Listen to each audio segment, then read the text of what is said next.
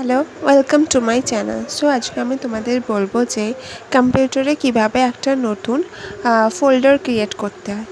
চলো তাহলে দেখি কীভাবে ফোল্ডার ক্রিয়েট করবো। ওকে, সো আমাদের রাইট ক্লিক করতে হবে, দেন নিউ অপশনে যেতে হবে, দেন ফোল্ডারে ক্লিক করতে হবে।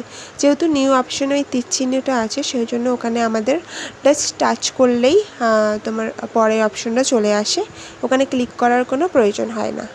তো এরপর আমরা একবারে নতুন নাম দিয়ে ফোল্ডারটা ক্রিয়েট করতে পারি, বা এমনি যদি এন্টার দিয়ে দিই তাহলে এই নামটাই থেকে যাবে। আর পরে যদি আমরা রিনেম করতে চাই তাহলে ফোল্ডারের ওপর ফার্স্টে লেফট ক্লিক করে দেন রাইট ক্লিক করে রিনেম অপশনে যেতে হবে, অ্যান্ড সেখান থেকে আমরা নামটা চেঞ্জ করে দিতে পারবো। ওকে,